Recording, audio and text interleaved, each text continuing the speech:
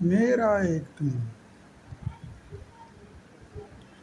وہ فجر کی نماز کے لیے اٹھی، موبائل کا الارم بند کیا، اسے سائلنٹ موڈ سے ہٹایا اور نماز پڑھ کر کچن میں چلی گئی۔ چائے کا پانی رکھا اور ناشتے کی تیاری کرنے لگی۔ ناشتے سے فارغ ہوتے ہوتے 9 بج گئے۔ دھوپ اچھی نکلی تھی تو سوچا آج مشین لگا لیتی ہوں۔ کپڑے دھل گئے تو تار پر پھیلا کر گھر صاف کیا اور دوپہر کا کھانا بنانے واپس کچن میں چلی گئی۔ کھانا پکا کر فارغ ہوئی۔ جو افراد گھر میں موجود تھے ان کے لیے فٹافٹ دسترخوان بچھا کر کھانا لگایا۔ کھانے کے بعد سارے برتن سمیٹے، کچن پر ایک نگاہ ڈالی تو سنک میں پڑے میلے برتن جیسے منہ چڑھا رہے تھے۔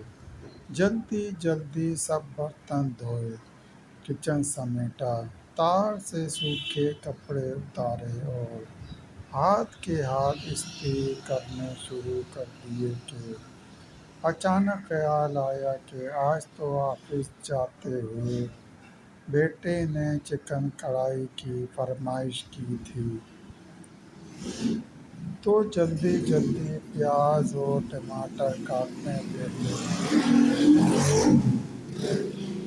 ابھی پیاز کاٹ کر فارغ ہی ہوئی تھی کہ میاں کے کچھ دوست آ گئے۔ ان کے لیے چائے بنائی اور شامی کباب تل کر کچھ بسکٹس کے ساتھ پیش کیے۔ اتنے میں مغرب کی اذان ہو گئی۔ نماز پڑھ کر پھر کچن کا رخ کیا اور جلدی جلدی چکن کڑھائی بنانی شروع کی۔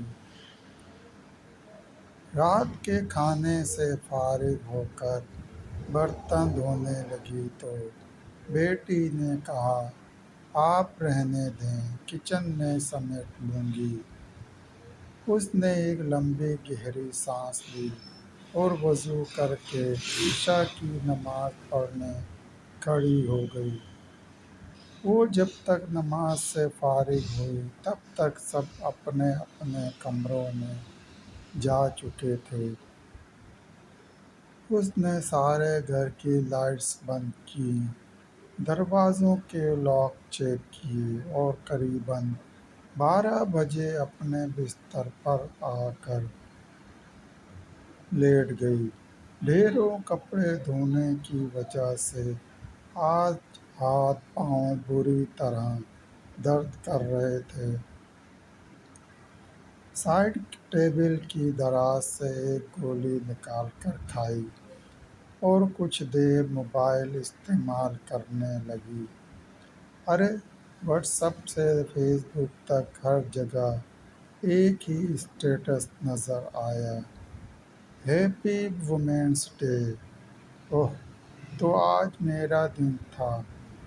اس کے منہ سے بے اختیار نکلا اور تھکی ماندی مسکراہٹ لبوں پر پھیل گئی۔ دوستو مزید کہانی سننے کے لیے چینل کو سبسکرائب کریں اور گھنٹی کے نشان کو لازمی پریس کریں۔ لائک کریں، شیئر کریں۔ دوستو ویڈیو دیکھنے کا شکریہ۔